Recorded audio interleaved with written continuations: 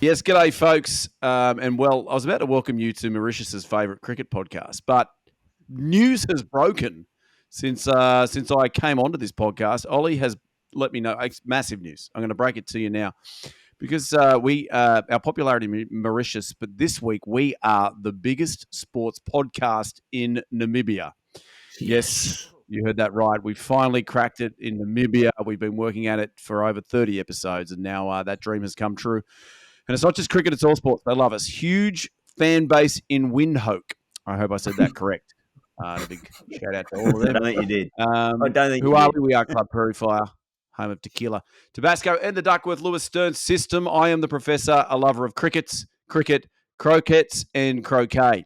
Now, firstly, let me say what an overwhelming response we had to Ronnie Arani after we had him on the show last week. Ronnie came on to reply to Verinder Sehwag, saying that Ronnie was his favourite bowler to climb into. And Ronnie's response was that he felt privileged that Verinder remembered his name.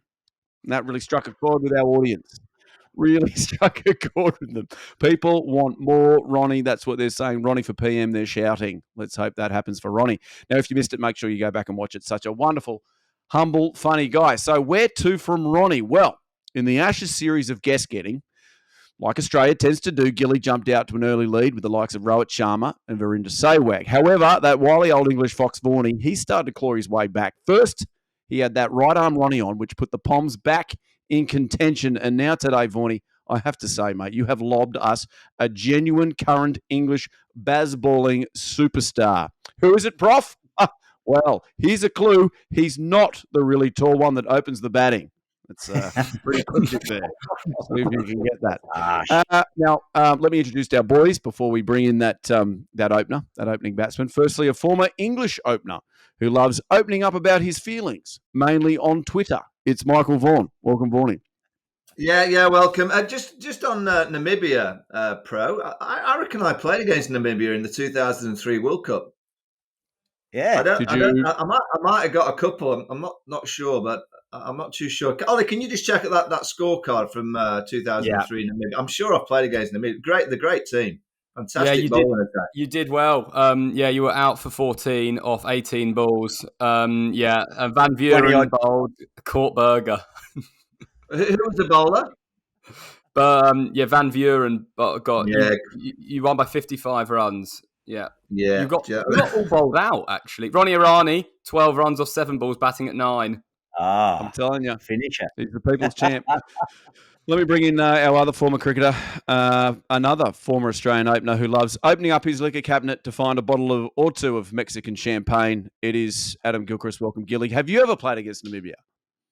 I have indeed. Hello, everyone. Yes, Vaughany, I reckon your memory serves you correct. 2003 World Cup in South Africa. We played Namibia, and I think we're in the same group as you, so you would have crossed paths with them. We played them in that thriving metropolis called Bloemfontein. There's about 30 people there. But I reckon I might, if my memory serves me correctly, that opening bowler or one of those players, and it might be Berger, not only did he play for Namibia in the Men's Cricket World Cup that year, he went packed into the scrum for Namibia in the Rugby World Cup a little bit later on that calendar year. So that's a versatile. I reckon he got me out. He knocked you over, you reckon? I think he did. Well, how did Gilly go? He runs for Gilly? Well, exactly right. It was that person, Van Vuren, who did both. He didn't get Gilly out. He clean bowled Matt Hayden, but Gilly only got 13 runs, so Vaughany got one more. Yeah, Gilly got clean bowled by the other opener, Van Roy. So it's Van Vuren, Berger, and Van Roy. But Australia did post 301, then bowled Namibia out for 45. So there you go. Yeah, tough. Yeah, very good. Now, I was also going to introduce you, Ollie, if that's okay. Following a bout of viral hungoveritis, a man who opened up his wallet to fly himself home to nuzzle into Mother England's bountiful bosom once more. Ollie, you have returned home to the motherland. I have returned just for a week. I was best man at a wedding on the weekend, and then back to Sydney on Friday. Yeah. Ollie, Ollie, I know you're obviously in the right place at the minute. You're back home, but How many weddings do you go to? Yeah, and how many best men is that? That is a record. Yeah. That's more. That's Yeah. more than Every Bickle had week. 12th man for Australia. I'm actually only going to Australia for 10 days, and then I'm coming back for 3 weeks because I'm best man again, MC again, and then for And 3 more another weddings. wedding. My sister's wedding, yeah, and then best man. So, but it's not about me; it's about the English Yeah. opener. Let's get in. Let's get Sorry, right Never, yes. into never it. has a Right guest back. waited online longer. No, I apologise. Hey, let's do this intro here. Our guest today has been described as an English pocket rocket. This southpaw has played 20 test matches for his country, and his recent quickfire 88 ball ton in the third test in India was the fastest by a POM against India in history. And also the first ton scored in a session by a visiting batter on Indian soil. He's a batter that likes to score them fast and free. He plays cricket like a man that just says, you know what? Fuck it. Yes, here he is, Mr. Ben Duckett.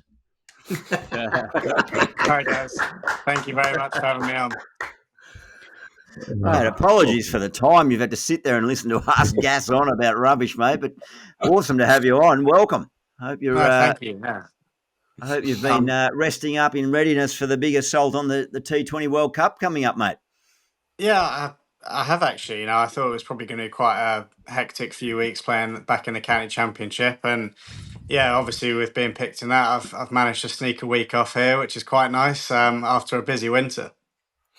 Ben, great to have you on. Can I get to the serious point and the hard question straight away? And the most important question is how the bucket hats going? Obviously, Duckett's buckets have hit the market. I presume they're global, Yeah, but I've seen them kind of advertised around the UK in particular. How are the buckets going? yeah, good plug. Thanks, Vaughany, and thanks for wearing it on the pod. Always. Yeah, going pretty well, to be honest. It started from last summer when England brought those bucket hats out, I think for the Lord's Test, and I was wearing it, and then there was, I think, a picture that went viral of me, Duckett in a bucket, and it was actually my girlfriend's idea to kind of. She said, "Why don't we make bucket hats for next summer? I think it would go down well with kids." And yeah, it started really well, and I've been quite surprised. It's obviously slightly more difficult for me. I didn't think it was going to go well because it's kind of in my name, and if it doesn't go well, it looks worse on me and not anyone else. So yeah, I'm really happy with how it's gone, and actually a lot of people have been buying them. But I mean, obviously, myself wearing one will be very good for your brand. That's clearly what you were after. But I have seen Marcus Smith wearing one, the England rugby player, and I've also seen Piers Morgan wear the bucket. Now, if I sorry, Prof, I know you like. Sorry to hear that, mate. I think what we can do on this podcast is trying to, we can give you the chance to say who's your dream person to wear the bucket. That's a good question. I mean, to be honest, my side of things is to get people in them with a following, and obviously, Vaughany, yeah, you're doing this every week. It's obviously great to get it out there. One man that I need to get in the bucket out, which I think will happen in the World Cup, is Freddie Flintoff. Yeah. I think he was the one who said to me when I was talking about doing it in the winter, he thought it was a great idea, and that's why these are a bit big because I wanted them to fit his big head. So yeah, I'll be taking one out to him, and hopefully he'll be wearing it in the Caribbean. Well, So I was going to say I would love to wear one, but have you got any extra large wide brims? Because my ears aren't fitting underneath what you're doing at the moment. There's no way they're fitting underneath. So extra Gilly, large Gilly. for me. Yeah, we'd love to have you on one of these, Gilly. Are they available in Australian colours, Ben Duckett? Can we get a gold or a green? I'm not sure I'll be making those, but yeah, we'll see. We'll see how we go. Real shit, mate. They'd sell big down here. Very popular. English cricketers in Australia, very popular. Just ask Vaughany. They are, aren't they? Well, yeah.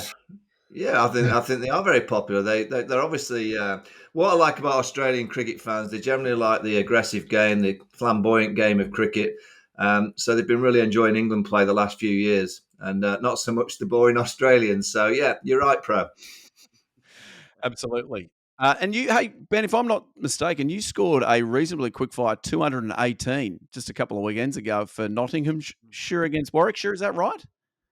Yeah, I did. Yeah, to be honest, didn't really contribute in the first couple of games, and it's probably my first time of coming back from like playing in subcontinent and then coming back to county cricket, I found it really difficult the first couple of games because, I'm not in India. I've been for the last 2 months, kind of my front leg out the way, trying to get it out the way of Bumrah's in-swinger. And obviously, you then go back to the county cricket game and you have to be aligned and everything. And I got bowled twice in my first game, which I very rarely get bowled because I'm stood in front of all three stumps. So it was nice in that third game to go and contribute.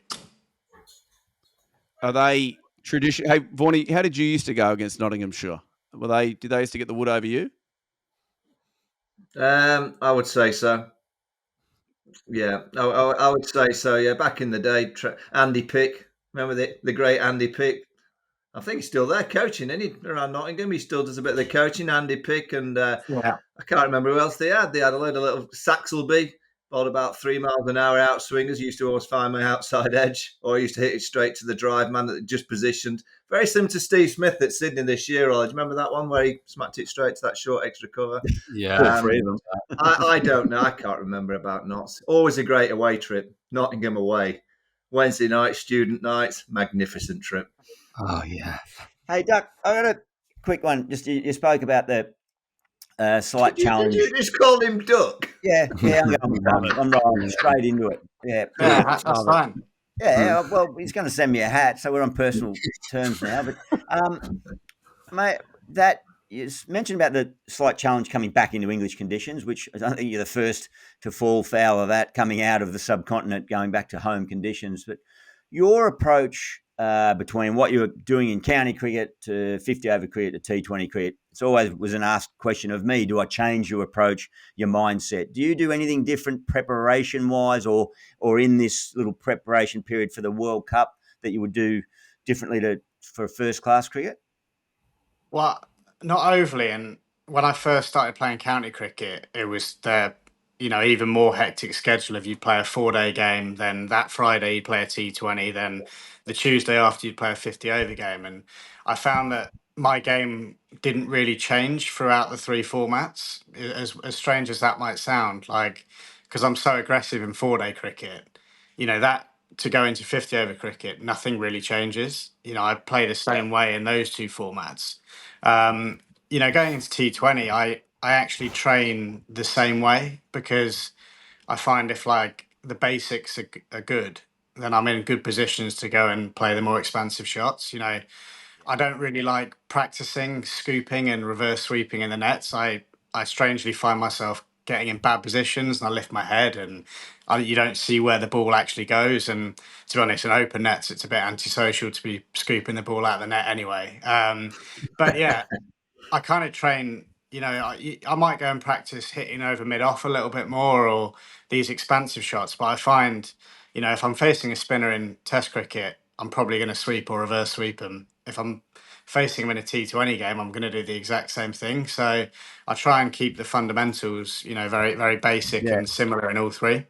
Yeah, and just to we try not to get too serious on this, but I'm just wondering the journey of Bazball and all that, whatever, if you want to keep referring to that or not. I know internally you guys don't tend to, but at what point when you saw a bit of a revolution from McCullum being named coach, Stokes is captain, was there a moment where you thought, shit, this is me, this is my opportunity, and was it after someone? Did Rob Key ring you or Baz, or was there just a moment where you observed and went, "There's an opening coming here"? Yeah, not until I actually got called by Baz. I think that summer that they were playing in England, I kind of watched how they were playing, and it probably did have an impact on my game. But I didn't think I was going to then go and get picked. I was facing spinners in Division Two, going, why am I blocking this guy, or why am I trying to prove I've got a forward defence against this off spinner? Why aren't I just smacking him every ball? So like Saywag against Ronnie, really. Yeah, and funnily enough, I went back to the way that I used to play with freedom and scored loads of runs. And then Baz called me, and I was in the squad for that last test, but didn't play. And I thought, you know what, maybe I have a chance here to, to be in that side and try and grab it with both hands. Nice. Ben, you go on. Got one just before we get into India and everything, I want to take you back to a very famous innings and see if you remember much of it. On this show, Vaughany particularly has a theory: you're not a great, obviously, until you get 100 in Scarborough. Ideally on a wet, sticky dog Tuesday. 2016 Royal London One Day Cup. It's been, did a bit of Googling, one of the greatest, annoying for you, chases in history by Yorkshire, but Northamptonshire posted 310 in at number 3, 121 off 113 balls. Ben Duckett in Scarborough. Do you remember that game before Adam Lyth sadly got a ton off 60 balls to chase it down? But any other memory? Because you are now officially a great. Yeah. I do remember it. It was a big toss, It was tough work in that first innings. I'll have you know, it was nipping around. Well, the one thing I realised that was my breakthrough year. But I remember the bowling attack that Yorkshire had. I mean, everyone loves doing well against Yorkshire anyway, as Vaughany will know. But yeah, I think they had Plunkett, Willie, Rashid, and so that was the biggest moment for me. I remember that year going, if I can do it against that attack, maybe I can do it against other good attacks. Absolutely. I mean, there's also Tim Bresnan there, and the biggest part of all of this is June the 14th, 2016 was a Tuesday. It's our first ever Tuesday ton in Scarborough. That is instant legend status. That, jeez. Whatever you do now, Duck. I've done it. Yeah. Did you go to Shade's nightclub the night before? Yeah. Did you go to Shade's nightclub? I didn't even know there was one in Scarborough, is there? There's plenty of nightclubs there, Duck. Now, Duck, I had a question. Gilly touched on that use of the term Bazball and whether or not it's used in the English setup, whether you guys ever actually say it. I don't know if you saw Nathan Lyon, his interview recently, which, let's face it, he's always good for a grab. He was asked about England camp's claim that they don't like the term that defines their tactical setup. And old Nathan Lyon said, yeah, they do. Do you want to once and for all tell us, do you guys refer to it as Bazball, or is Nathan Lyon way off the mark? Well, he is way off the mark most of the time, isn't he, Gaz? But yeah. No, we never ever call it that. I don't think Baz would. He'd probably boot you out the dressing room if anyone said that. Right. Because the other thing he said, which was really good, and I'm sure you saw this, he said when he left, Australia was 2-0 up. And and I quote, I do believe if I was here, it would have been 4-0 to Australia. Is that Gaz being Gaz? I did see that, and that's probably him being him again, isn't it? He's got what he's wanted. He's got a reaction. I'll leave it with that. 4-0 is a big shout. Yeah, when did you say that, bro? It was an interview with the BBC. It was about when he joined county cricket, and because his fear was, it was actually quite nice. It was talking about when he got injured and he had to leave the field, and the English crowd stood and gave him a standing ovation. And because they were always convinced that the English crowd hated him, and then he sort of went into this whole theory on how it would have been 4-0, which just endeared himself to the English crowd even more. Can I just bring something to the Australian attention? I'm a big admirer of Nathan Lyon, wonderful spin bowler. He's obviously playing for Lancashire County Cricket Club in the county championship. I'm pretty sure the bottom of the league. We just smacked. We just smacked them this saying. week. And the Ducks team have just hammered them at Trent Bridge, but he didn't play. He had a week off resting, but Lancashire are bottom of the league. Well, weren't you saying he wouldn't even get a start, Vaughany? You were saying he'd be behind Hartley. He'd be lucky to get a start. Yeah, I want to dance with Tom Hartley. He's back in. Yeah. Maybe the crowd, if he was going off injured, maybe the crowd were clapping his injury, not him at all. Maybe they really don't like him. Maybe they were. Very good shout off. Good shout send off. Actually, I noticed the Australian cricket teams fly on the wall documentaries. They're drip feeding a few bits and pieces out there. Duck, are you likely to tune into that one and get the full version and see their take on that dramatic series from last year? Yeah, you know what? I probably will do. I love watching sports documentaries, and I've watched the other. Is it 2 series? I think. Not now. I'm not fussed about their reaction about that, but it's just interesting to see different dressing rooms and about how they go about things. Hey, Doug, just on that, I mean, if there was a fly on the wall documentary over the last year or so on the England team. Obviously, it'd been mainly on a golf course, which is great. All of you playing golf. Are my spies correct in saying that you might be the pest in the team room when you've had a few beers, where you might flick people's noses? Is that correct? I don't know about flicking people's noses, but I guess potentially, we've got a tight knit group, and to be honest, I think I'm probably one of about 10 names in there who's like that. Yeah. So you just go by and just flick a nose or an ear, or No, I don't think so. I might have done. Who's your source, Vaughany? Who you heard this from? I can't possibly say, but I like it. I like it. When you're in your team room and you're having a few sherbets, I believe that you need a pest or two. I think it's very, very important. I think the biggest pest probably from Yorkshire in that dressing room, but I won't name any names. Well, we're probably thinking about a right-hand batter, yeah? Yeah. Yeah, Johnny Bairstow. Actually, probably all three of the Yorkshire lads, yeah. Who was the best in yours, Vaughany? Hoggard. Yeah, right. Absolute fruit bat. I've said it before. Matthew Hoggard at the start of that 05 Ashes series, first day at Lords, throwing the ball, big atmosphere. The whole of Lords is buzzing. The preparation was fantastic. And he's bowling I think he bowled the first over. I've thrown in the ball. He's bowling the Haydos. Plan, swing it back down the hill, hit him on the big pad. Go on, Hogg, away you go. And he just... I said, Hoggy, in swing. Bah! He just made animal noises for the first hour. He wouldn't speak to me, wouldn't speak to any of the players, just kept on mooing and barring to everyone. An absolute fruit bat. Gilly, your turn. Who was the fruit bat in your dressing shed?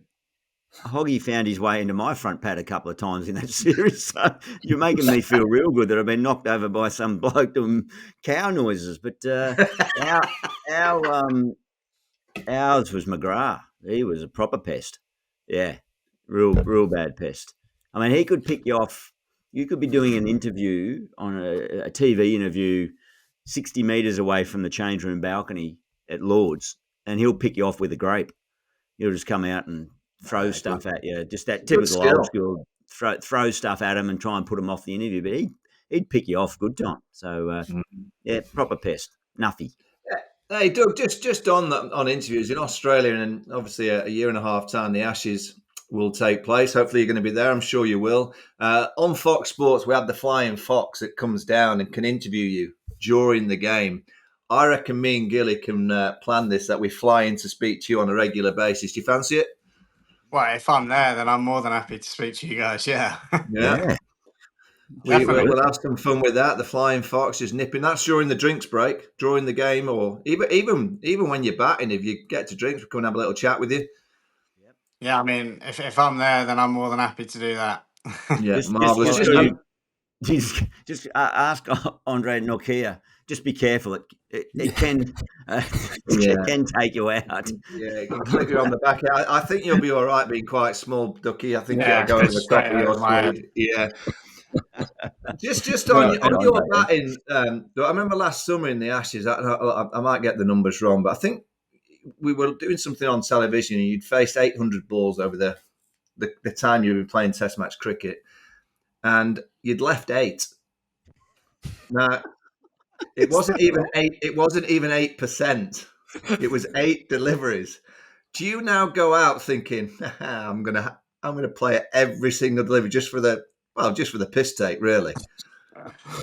Well, it's been a downfall at times in my career, obviously nicking off out there, but I do leave a little bit more in county cricket. When I say a little bit, I reckon I've left 3 balls in 3 games this year.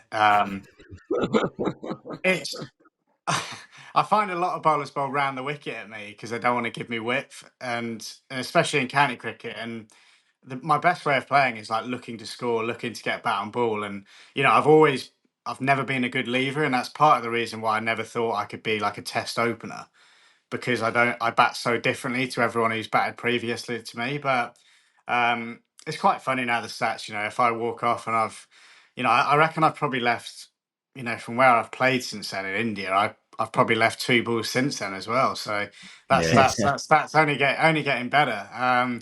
But it's just the way that I play and the way that I always have played. And it is quite funny now. It's probably a very iconic stat that doesn't normally happen as an opening batsman. But because in Australia, I mean, the old school players like me would be saying, "Oh, the Kookaburra ball, the first 10 or 15 overs, just get rid of it. Let it fly through to the keeper, and then you cash in when it gets to 20, and you get to the afternoon session, the sun's shining, and you can absolutely smash them to all parts." You won't be going with that philosophy, I guess. No, I won't. And if I could have that philosophy, it could be a lot easier because it certainly does get easier the older the ball gets. But also, if I got the opportunity now to bat 5 or 6, I'd still choose opening. It's in my eyes the toughest place to bat, but the ball's so hard, and you can get off to flyers the way that I play, and suddenly you look up, and I know in the Ashes they had sweepers from ball one, but suddenly you look up and you're on 30-40, and you've got deep square, you've got deep back of point, and their best ball you're getting a single off. That's kind of the thought process around it. And then when they get to that period where it gets easy, trying to bat for hours, trying not to give it away, trying to, get off strike, get down the other end, hit the occasional boundary, and life becomes a lot easier. Mate, your impact has been quite profound, really. I think it's been entertaining to watch.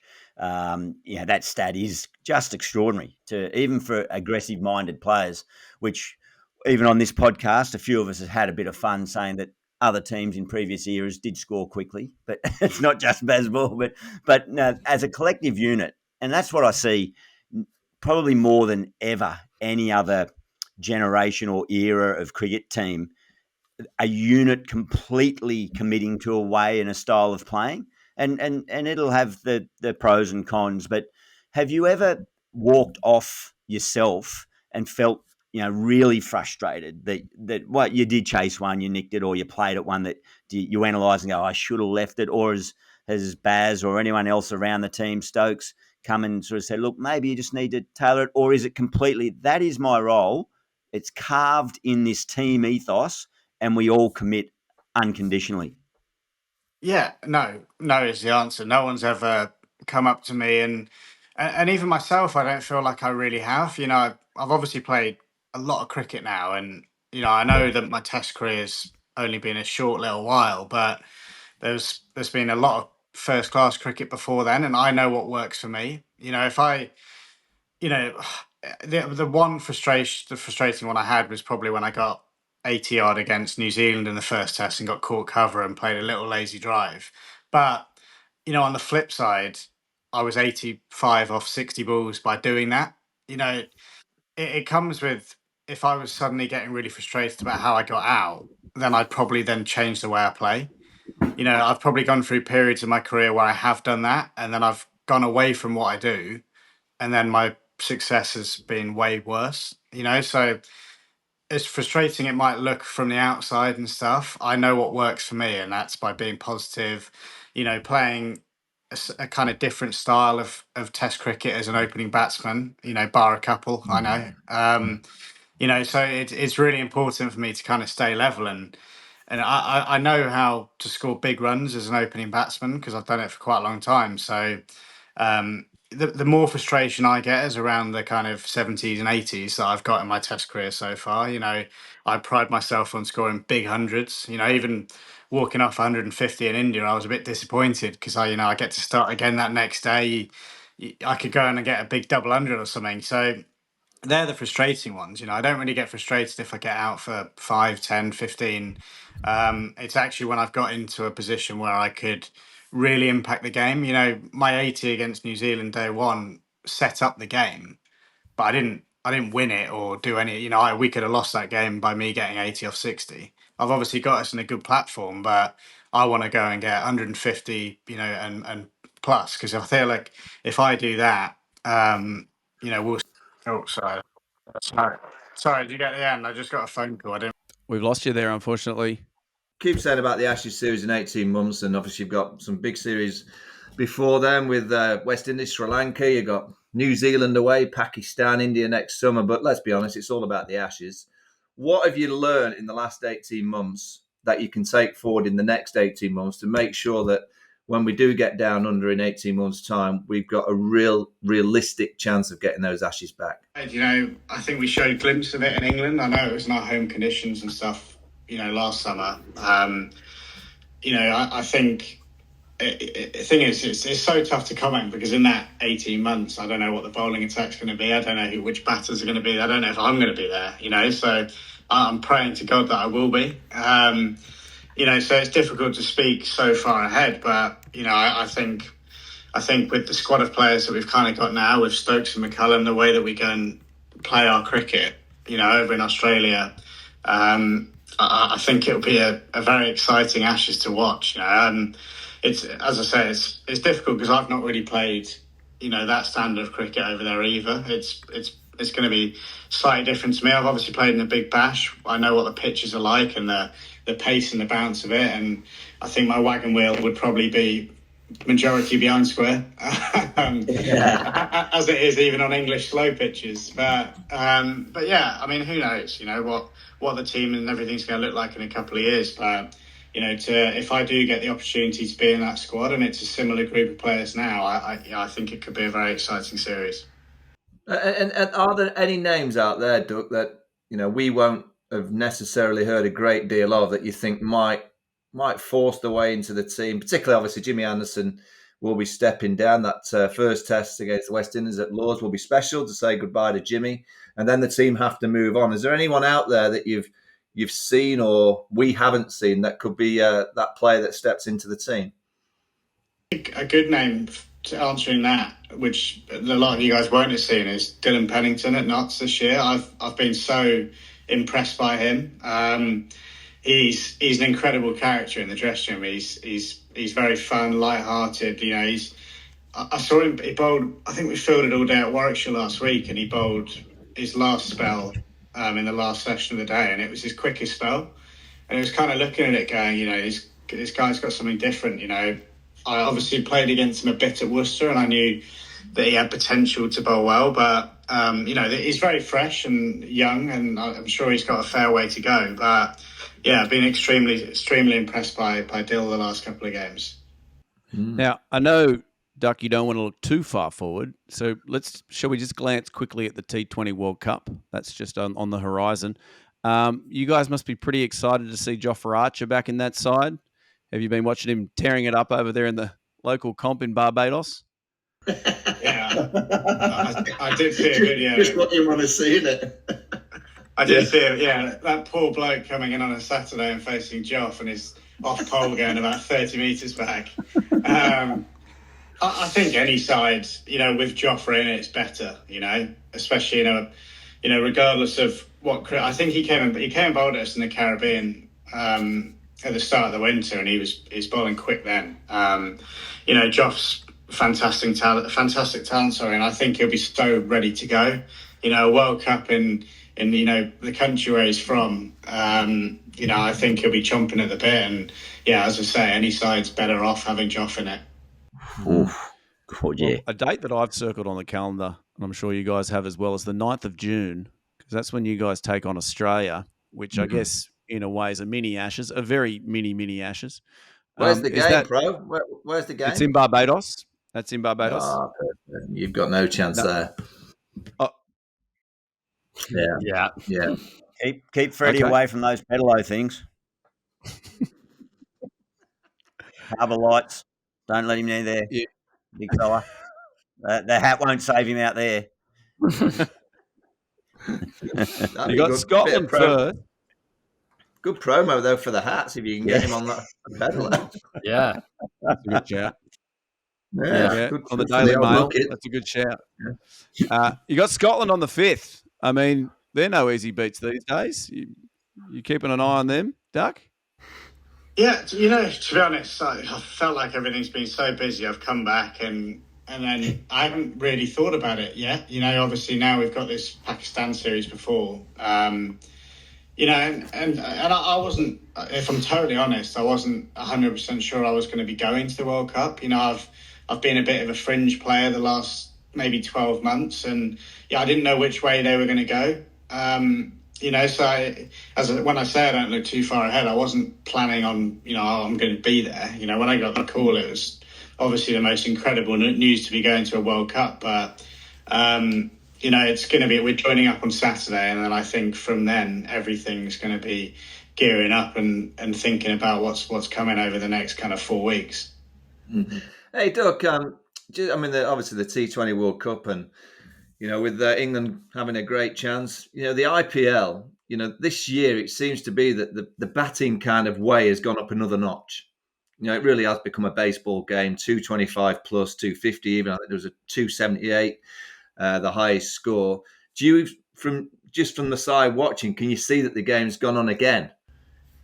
Yeah, I'm watching that. It makes me believe I could even maybe hit a straight six out there. It looks incredible to bat. To be honest, I've just been looking at the odd scorecard and stuff, and I'm watching like the English lads when I can. But it's just been ridiculous. Travis Head and the Sunrisers, isn't it? They scored like 250 plus scores or something. The game, I don't know, obviously we don't want to get into it too much, but the impact sub looks like it's pretty big on that, how you can kind of bring an extra batter in but yeah, it's been carnage, hasn't it? I haven't watched loads of it, obviously in between playing. I've been trying to kind of switch off from cricket as much as I can do, but yeah, it kind of looks like a tricky job for the bowlers out there. And just on the IPL, obviously you're a Nottinghamshire county player. If you had the opportunity to play in the IPL, which team would you want? Oh, wow. I'd rather not choose. I'd get hate from every other team, wouldn't I? To be fair, that's why I asked you the question. To play for any of them, that would be my answer. That's good. That's a good answer. With a big mega auction coming up later on this year, all the teams pretty much start afresh, other than a few retained players. Hey, what about away from cricket, mate? What grabs your interest? I noticed a lovely little social media clip of you when you return home from India of your dog running up to you and jumping up you and giving you love that I don't think many wives give their husband when they get home from a tour of India. So, what catches your attention away from the game? Yeah, pretty busy with the dog Max, who's about 9 months now. He certainly keeps me busy. Is Max bigger than you, Duck, or is he smaller than you? He's getting there. Yeah, he's a big boy. Not that he needs to be bigger than me. But yeah, that's been a lot of it. Kind of take him on dog walks, going out for dinner with a girlfriend, taking up golf over the last 12 months, which I really enjoy. You kind of have to in that group. They love playing golf, and I actually feel like it's actually really good, being good for my game. Like having something to do to switch off on a day off, get out there with the lads, go and play golf. Get some food after. I've really enjoyed that. So, yeah, to be honest, the last few weeks it's just been really nice to kind of be here at home and do those things where you can just relax, sit in the garden, that I've not really been able to do for the last kind of 6-7 months. So, yeah, it's been quite nice to just chill out and not do a lot. One thing I wondered, speaking of that group that is the news this week, Jimmy Anderson. What has been sort of the reaction on the WhatsApp group, etc.? Obviously people saw it coming potentially, but he only needs a few to overtake the late great Shane Warne. What's been the fallout or hype in the group so far? Well, no, to be honest, we don't really communicate much in between series with groups like that. We'll, when we join up again in the test stuff, the group will happen again. So, everyone's here, there, and everywhere. So. Yeah, as I say, I've had a week off this week. I've had a lovely time down at Soho Farmhouse and stuff, trying to get away from cricket as much as I can. But yeah, to be honest, I didn't know that, everyone knows kind of Jimmy's age and stuff. And, there's always going to be a moment when he does retire, but he does look fitter than ever. And, I guess that's been a conversation between him, Baz, Stokesy, whoever, I have no idea really. I know it's kind of as much as you guys do, but it'll just be a hell of a send off at Lords, and to be able to, hopefully play in, Broadie and Jimmy's last tests, it's pretty special to be a part of that. Yeah. What sort of character is he, Vaughany? Duck? Is he an emotional guy? We're going to see tears from the likes of Jimmy and the teammates around him, or is he just get it done? I don't think he likes that kind of stuff, which is probably why he's ended up doing it on a little post on Instagram rather than Broady's lapping up all over Sky Sports, isn't he? And loving every minute of it. I'm sure he'll be on the cameras that week, but I can't really see Jim overly liking that stuff too much. Vaughany will know as well. I think he'll probably want to slip under the radar as much as he can. Not that he's going to be able to. Yeah, I think of the two, I reckon Jimmy will be emotional. I think Brody he had it all planned. He'd had it planned for years and years. Like I said, he loves all the cameras. I think Jimmy will be very, very emotional in particularly that last day that he's playing. He'll have all his family there. I hope they put on a nice spread for him and his family at Lord's. I'm sure they will. But I think Jimmy will be emotional. Just on your WhatsApp group. So Brody retired. So he just goes, does he, straight away from the WhatsApp group? And Jimmy after Lord's, it'll be like, see you, Jimmy. Yeah, but it's kind of different in throughout the whole year because different players come in and out. So it's not like we don't really have like a chatting like 12 months of the year. It's kind of like, right, we're joining up with the test squad, bang, everything's on the Wayne will put a message on the group and then, right, we're kind of on there. But we don't really have much chat in between squads on those things. It would just like message each other individually. Right, and he'll be gone.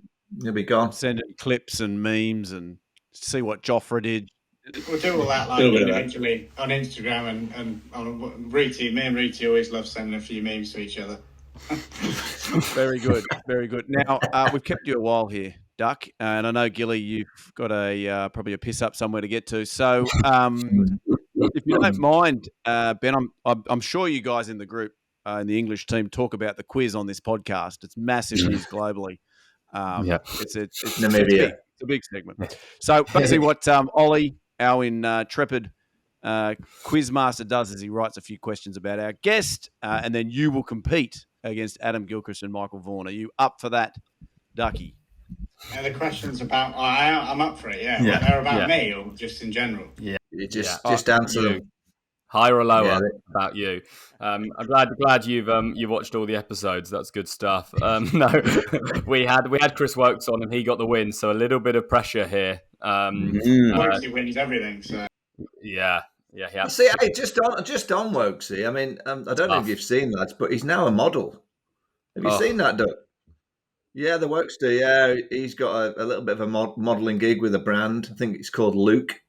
I think I'm getting that right. Or is it Duke or Luke? I think it's Luke. Yeah, he's a model. He goes well with it. I think he's had a bit of a touch-up. I think he's had a little bit of work done to his facial. He looks quite good, actually. He didn't need much work done. He was a good-looking rooster from the outset. He's chiseled. He's definitely... I'm going to put it out there. I reckon they've sprayed it up a little bit. He doesn't look as good as that in normal life. But not a nose job or like facial. No, I don't think he's had a nose. I don't think he's had a nasal job. I think he's just had a spray. Just a chisel. Okay. Yeah. All right. Looks far too good. There you go. All Can you report back? Breaking news, that isn't it? Breaking news. Wokes has had a job done. There's your social clip done. Right. Let's get into the Ben Duckett trivia. So it's just higher or lower. We've got Prof on scoring. Question number 1: what is higher, Vaughany's first class balls bowled, Gilly's ODI runs, or Ben's first class runs? So the balls Vaughany's bowled, Gilly's ODI, or Ben's first class. And you can just shout out. Man, we should really get this because these questions are the same. I'm running out. Ben's going. He's gone straight with the runs.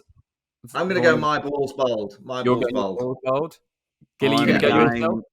No, I'm going with the Ducks first class, I think. Okay, we've got 9,342 balls bowled by Vaughany, 9,619 ODI runs for Gilly, but Ben, 9,935, about to bring up 65 away from 10,000 first class runs. Yeah, nice. Well done. Good start. Vaughany bowled more balls than I thought he did. Yeah, I know. It was obviously captain. Yeah, I fancy that the way you play, Duck, that you might have taken a liking to my bowling. You'd have definitely got me out though. Yeah, I'm not too sure about that. A touch of the Sewag Iranis. Yeah, absolutely. Okay, so 1-1-0 there for Gilly and Ben. Number 2. I've noticed, What Ollie, your first question is always very flattering of the guest. and then it goes Yeah, downhill, always, Ben. yeah. Yeah. Keep him on side. After 45 minutes, I've kept him on side. What is higher? But also, Vaughany hasn't learned that after 44 shows. By the way, Ollie, can I just say, where are you? Where are you? What's just in that Clapham. room you're in? I'm in a friend's spare bedroom in Clapham. Yeah, what are you thinking about the mirror? It's a bit feminine. It looks like a hospital room. Yeah, well, that was last week. I've recovered. Isn't it? Yeah. Okay. Yeah, it's not great. Thanks for bringing that up. That's fine. No, thanks for giving me free room, everyone, for the week. Number 2. What is higher, Ben's first class catches or Vaughany's? Catches. The Duck's there at short leg, isn't he? And he's in and kept. around there. No, I'm going to go me. I was around for a while. Yeah, I'm going for me. Yeah, I'm going the Duck again. Yeah, the Duck has kept. We've got 118. Oh, yeah. We've got 118 for Vaughany, 126 for Duck. Yeah. Hey, Gilly 2-1 zip. Yeah, I've got zip. Vaughany, I feel like you forgot Duck did keep for quite a while. Northampton. Yeah, I forgot that. Tip it over that. Yeah. There we go. Okay, this was one of my favourite questions I think I've ever done, actually, putting this one together. It is, what is higher, okay, across 4 formats, whose strike rate is higher as an average, Gilly or Ducks? The 4 formats being Test, ODI, T20, and T20 International. So all of those strike rates, 4 format, put them together, divide it by 4. Whose is higher strike rate? That's a Got good a lot of question, spare time at Ollie. the moment, Ollie. Jesus.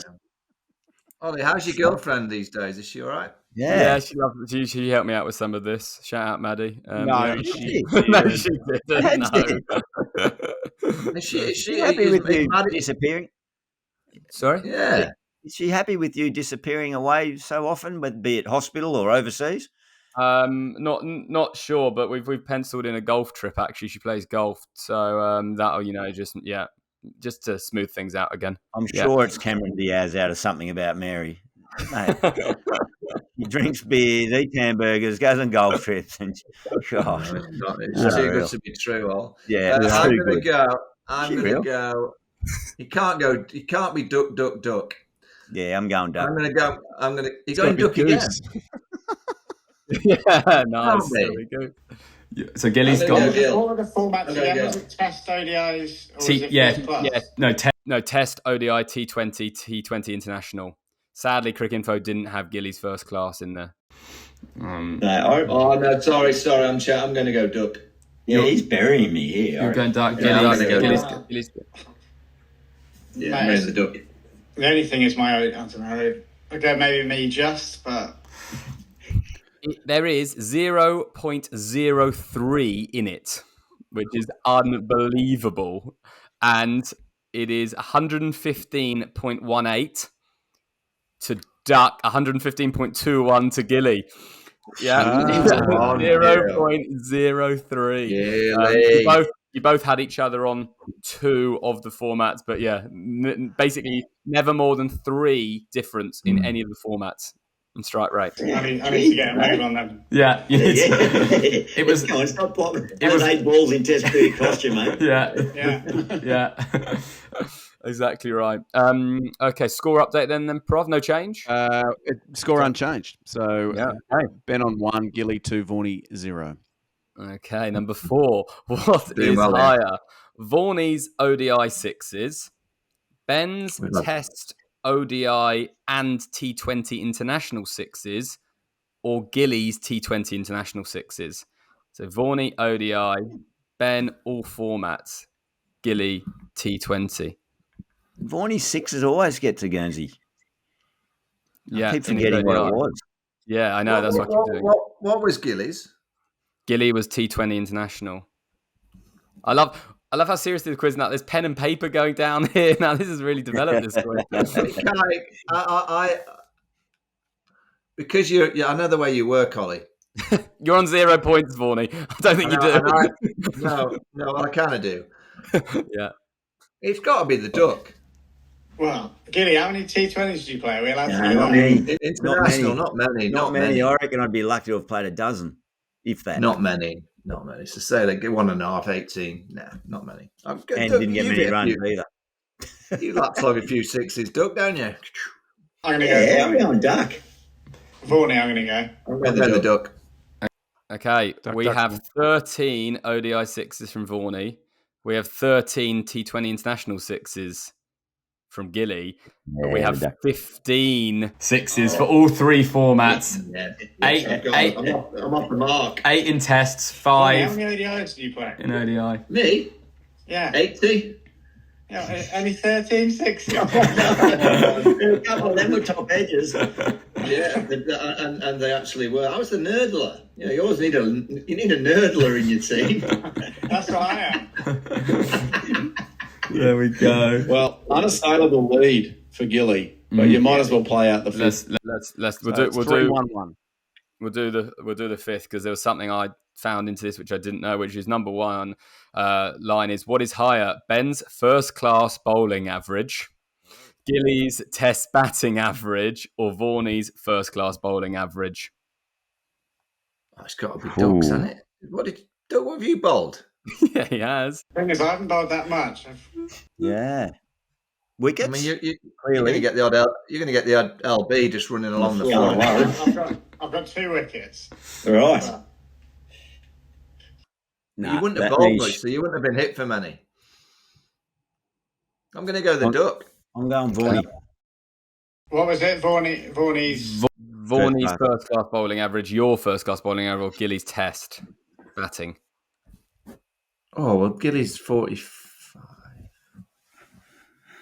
Oh. I'm going to go Duck. I'm going the Duck. Your Duck. Yeah, I'm going the Duck. I'm going Vaughan. Yeah. Duck, Vaughan. Okay. Vaughan. We have Vaughany's first class bowling average of 46, very respectable. Oh, no. We have Gilly's 47.14, but we have Ducks bowling at 49.5, the highest. Jeez, you paid a price for those couple of poles, mate. Yeah. But congrats, Gilly, on the win. Yes, another win for Australia. Well done there, Gilly. Hey, Ben, thank you so much for joining us, mate. Your time here is done. You've put up with us, and it was very kind of you. Please spread the word amongst your teammates that we're pretty harmless, and that we'll promote any sort of sporting apparel that you have that you want to sell. If you get a couple of gold versions of the Buckets Duckets, me and Gilly will wear them on the show. If you just find them wherever, we'll pop them on. As will I. As will Ollie, yes. Anybody want to say anything else to Ducky before we let him go? Cheers, Duck. Cheers. Enjoy the Caribbean. Thanks for joining us. Cheers. I'll do the quick toast to two people. That's what we traditionally do to close it out, Duck. Congrats on your selection in the World Cup. All the best with that one. A quick one today, 2 years since the passing of the great Andrew Roy Simon. So a little acknowledgement to our mate Roy. May he rest in peace. And an acknowledgement to a man that on the show found out he literally and is one of the few to have done it, joined legend status as scoring a Tuesday night 100 at Scarborough. I don't think we've had that on the Club Prairie Fire before. Well done to you, Duck. Cheers, mate. The search is over. Absolutely. And I'm just going to add one more from social is Aaron Kumar is one of our biggest fans, guy. He messages the whole time. He absolutely loves it. His father, Dr. Ravi Kumar, passed away last week. And one thing they absolutely love, their love of cricket in this show. He quotes it back. They did it everything. And it was pretty much the last thing in the hospital bed. So just want to say we're all thinking of you during this time and glad we can have a little bit of help because he says he looks forward to this every week. So Dr. Ravi Kumar as well. That's nice. Thank you very much. That's nice. Well loved him. All right. Doug, just a little bit of advice for the Caribbean. Mount Gay extra old. and sun cream. And sun cream's That's my all tip. that's all I'm going to say. The extra old is absolutely pure. On that very good advice, we say goodbye. A reminder, at Club Prairie Fire is where you can find us on all socials and YouTube. Thanks for listening. We will see you next week. Adios. Adios.